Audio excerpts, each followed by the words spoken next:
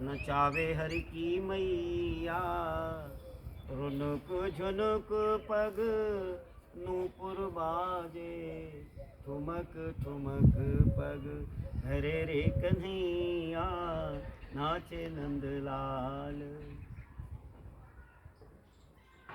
गोपियों के बीच में जब नाचता है ना, तो एक गोपी ने उनको देख लिया और देख करके मैया यशोदा के आंगन से दौड़ी गोपियों के बीच में, और बड़ी खुश होकर के उन गोपियों के मध्य में जब पहुंची, जैसे ग्रुप में बैठी हैं सभी गोपी कुंजों में, तो जाकर के बोली सुनो सुनो सुनो। गोपियों ने कहा क्या हुआ? बोले सुनो सखी कौतुकमेक नंदन कीर्तनांगने मया दृष्टम। वो सुनो सखियो, एक कौतुक की बात तुम्हें बताती हूँ। क्या? बोले नंदन केतनांगने मया दृष्टम, कि नंद के लाला जो नंद बाबा है ना, उनके आंगन में एक आश्चर्य मैंने देखा। क्या?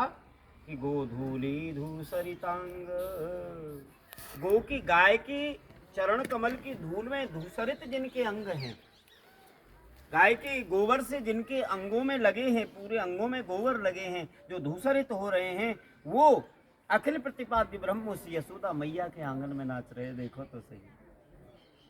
जैसे गोपियों ने सुना, वो ब्रह्म मैया यशोदा के आंगन में नाच रहा है, इनका भी मन रूपी मयूर नृत्य करने लगा और सोचने लगी कि हम भी उस छवि को देखते, हम भी श्याम सुंदर को कहीं देख पाते। तो देखे बिन कान्हा जब मन नहीं माना, मन एकदम व्याकुल हो गया।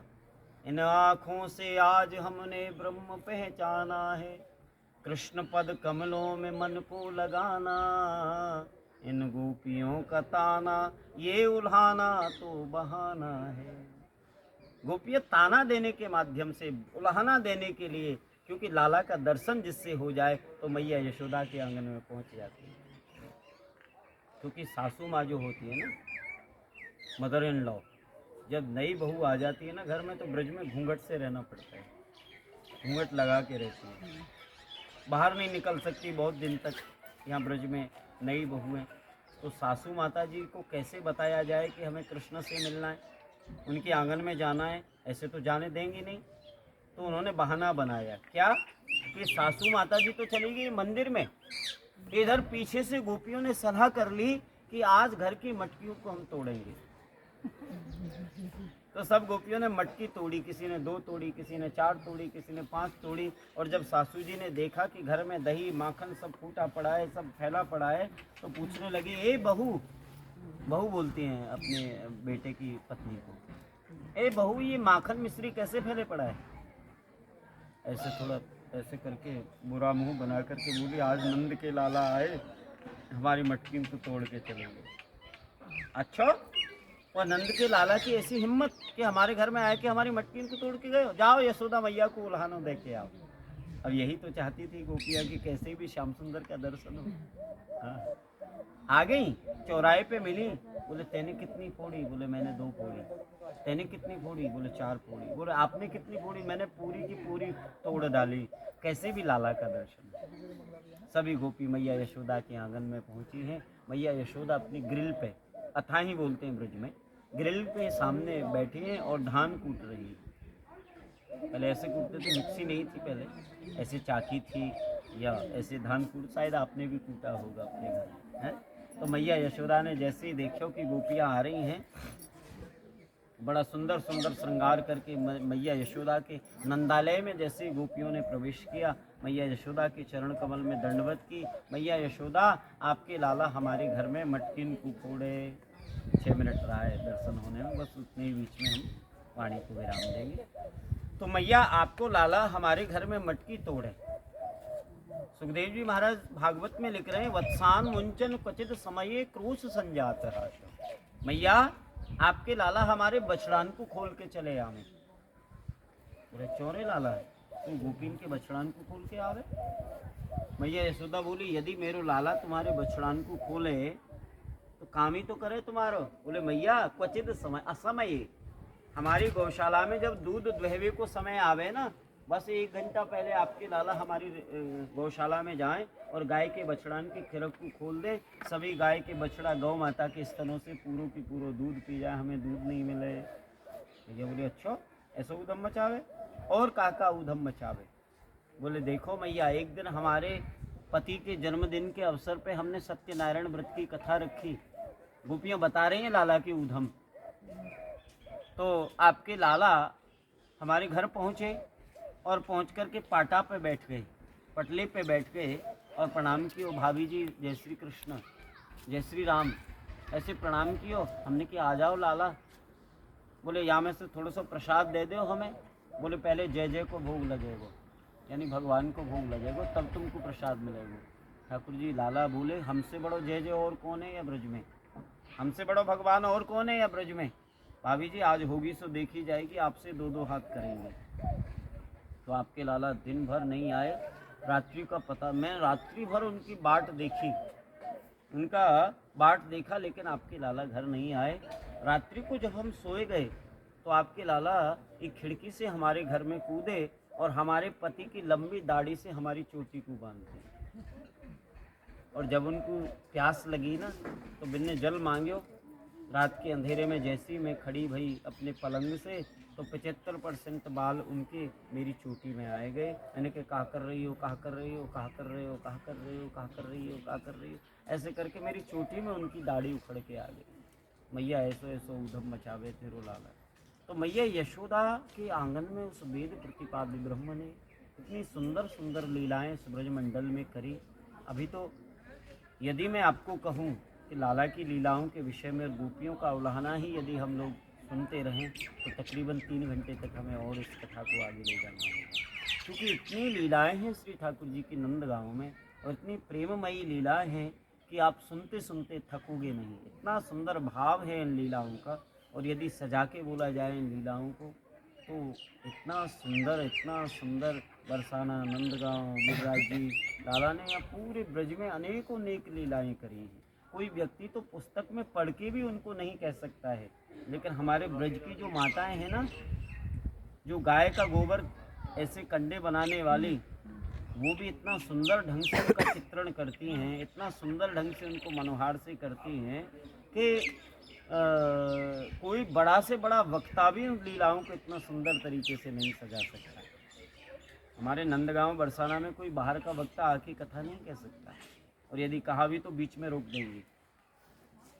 हमारे एक इस्कॉन के डिवोटी इधर कथा कह रहे थे, गुलाबी कपड़े वाले, तो एक मैया यहाँ नहलाने आई ठाकुर जी को, हर सोमवार को आती है वो स्नान कराने गंगा जी को दूध से और सुंदर उससे। तो वो क्योंकि यहाँ अपने अपनी तरह से कोई कथा कहना शुरू कर देते थे। हालांकि अब हमने सबको रोक दिया है, बाहर का व्यक्ति कोई कथा नहीं करेगा यहाँ पे, क्योंकि उल्टा सीधा बता के जाते लोग। अब आपको क्या पता कि यहाँ क्या लीला हुई है। अब बाहर का व्यक्ति कोई आएगा तो चाहे आपको खुश करने के लिए कुछ भी बोल के चला जाएगा, आप तो समझेंगे जो ये कह रहा है वही सही है, लेकिन उनको मालूम नहीं है तो अपराध हो जाएगा ना। तो इसलिए हमारे ट्रस्ट ने ये नियम लगा दिया कि कोई भी व्यक्ति बाहर का आएगा तो कथा नहीं कहेगा यहाँ, क्योंकि उल्टा सीधा लोगों को बताएंगे तो फिर अपराध हो जाएगा। हम लोग ब्रजवासी यहाँ हैं, हमसे कथा सुन के जाइए, जैसा भी है, जितना समय है आपके पास में। तो हम कोई किसी से कुछ लेते थोड़े ही है, भैया आपका भाव है ठाकुर जी को सेवा करो। तो वो इधर कथा बोल रहे थे, तो मैया जैसे ही स्नान कराते कराते ऐसे परिक्रमा करके गई और सामने ऐसे जाके खड़ी है गई। 100-200 आदमी कथा सुन रहे, इस्कॉन डिवोटी खड़ी है गई। कहा भैया कैसे खड़ी है? बोले तो कथा के भी आवे ना आए, कथा मत कहकर यहाँ आए के ब्रजवासा में कही तेने लाल कपड़ा ही पहरे होंगे, अभी कथा वथा ना जाने तू, अभी ऐसे ना है लाला की कथा, ऐसे है ये। हालांकि वो विनम्र था ब्रह्मचारी, बोले हाँ माता जी ऐसे ही है, मुझे गलती हुई। तो कहने का भाव मेरा ऐसा है कि यहाँ की बूढ़ी जो बुजुर्ग माताएं हैं वह भी बहुत विदुषी विद्वान हैं भगवान की लीलाओं के लिए। अब तुलसी महारानी वृक्ष बनी और तुलसी माला हम गले में धारण करते। ये जो काउंटर का जो प्रयोग है ये 100% मेरी दृष्टि में तो 100% गलत है। जो हमारे वैष्णवाचार्यों ने, रूप गोस्वामी, सनातन गोस्वामी, अनेकों गोस्वामी जन यहाँ रहे, उन्होंने माला से ही तो भजन किया। अब ये नया लाने की क्या ज़रूरत है? क्या है ये सब? ये बकवास है मेरी दृष्टि में तो। बाकी जो जैसा कर रहा है हम किसी को रोक थोड़े सकते, हम तो कह ही सकते हैं। दूसरा, आपके नाक पे तुलसी माला है, ये भगवान के श्री चरण कमल और इन चरणों में तुलसी पत्र। तुलसी महारानी के वृक्ष को, तुलसी महारानी को कभी वृक्ष नहीं समझना, कभी वृक्ष नहीं जानना चाहिए तुलसी को। जब भी हम तुलसी महारानी को चयन करने के लिए जाएं, तुलसी को तोड़ना नहीं बोलते, तुलसी का पत्ता नहीं बोलते, तुलसी पत्र कहा जाता है। तुलसी को चयन करना बोला जाता है। तुलसी महारानी की 3 प्रदक्षिणाएं की जाती हैं और ओम गोविंदा वल्लभा देवी भक्ति चैतन्य कारणी स्नापयामी जगद्धात्री कृष्ण भक्ति प्रदायिनी, ऐसा करके उनको जल प्रदान करना चाहिए। फिर उनको ऐसे 3 बार ताली बजा के फिर ये उंगली और ये अंगूठे से उसको चयन करना चाहिए। छोटी उंगली से ऊपर वाली उंगली और हाँ और ये अंगूठा, और उनमें कभी भी नाखून न चुभोगे, नाखून नहीं, ऐसे नहीं कट करना चाहिए नाखून से, केवल पोरुए से उनको चयन करना चाहिए। और इतनी सावधानी होनी चाहिए तुलसी दल उतारने में कि दूसरा दल गिरना नहीं चाहिए। पीला जो दल है वो गिर जाए तो वो अलग बात है, लेकिन हमारी उतनी सावधानी होनी चाहिए कि तुलसी पत्र पतित ना हो तुलसी से।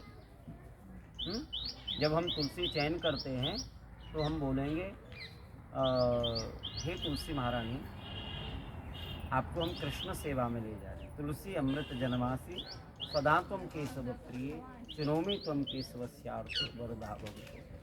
केशव के अर्थ हम आपको, हे शोभने, हम आपको लिए जा रहे हैं, हे वरदा भवन्तु, हे मातेश्वरी आप हमारे साथ में पधारिए। एक मैया बोली हम पे तो ये नहीं बोले गो, हम तो संस्कृत के पढ़े भये नहीं हैं, आप कुछ सरल बता दो हमें। तो हमने कहा माता जी इस संस्कृत का हिंदी सुनो कि मत कांपू मत थिर हिलो मत झरोके ले, हम भेजे श्री कृष्ण ने 2 तुलसी दल। इसी संस्कृत का हिंदी है कि हम कृष्ण ने भेजा है, हमको 2 तुलसी दल दे दो। ब्रजवासी मैया बोली हम पे तो ये भी नहीं कहे जाएगा, हम ये भी नहीं बोल सकते। तो मैंने कहा अब तक आप तुलसी कैसे चयन करते थे? उस माँ ने मुझे बताया कि हम तो वृंदा देवी को प्रार्थना करके प्रणाम करके बोलते चलो दादी जी आपको दादा ने बुलाया, ये चलो वृंदा जी आपको कृष्ण ने बुलाया। मैंने कहा बिल्कुल यही श्लोक कह रहा है, यही आप शुद्ध भाव से कह देती हैं, 100% आपको पुण्य लाभ मिलेगा। वृंदा देवी 100% आपके साथ चलेगी। तो आप ये भी बोल सकते हैं तुलसी महारानी को जब भी आप दीप दान करें तो कभी भी भूल कर भी वो दीपक तुलसी के दिरबे में हमको नहीं रखना है, क्योंकि यदि उसको रखेंगे तो उसकी दीपक की जो लौ है, दीपक का जो तेज है वो तुलसी महारानी के पत्र को झुलसा देगा, जला देगा। और 10, 20, 50 लोग आकर के यदि दीप दान करेंगे तो बिल्कुल तुलसी तो पूरी जल जाएगी, तो अपराध हो जाएगा। आप जब भी आरती करें अगरबत्ती से तो कभी अगरबत्ती ना पुरोएं, क्योंकि यदि अगरबत्ती उनकी जड़ में पुरोएंगे तो उनकी जड़ें क्षतिग्रस्त हो जाएंगी, टूट जाएंगी उनकी जड़ें, छोटी छोटी जड़ें ही, अपराध हो जाएगा। तो ये सावधानी रखें अपने घर में, कभी भी तुलसी दल पतित हो तो झाड़ू से नहीं झाड़ना है उसको, वस्त्र से, शुद्ध वस्त्र हो ऐसे एकत्रित करके तुलसी में ही। जब तुलसी सूख जाए तो उसका जो झाड़ है उस झाड़ से आप रोज़ दीप दान कर सकते हैं, भगवान के लिए आप भोग बना सकते हैं। उसी झाड़ से आप केसर इत्र मिलाकर के चंदन रगड़ के भगवान को लगा सकते हैं। यदि फिर भी बच जाती है, ज़्यादा तुलसी है तो किसी नदी में प्रवाहित कर सकते हैं।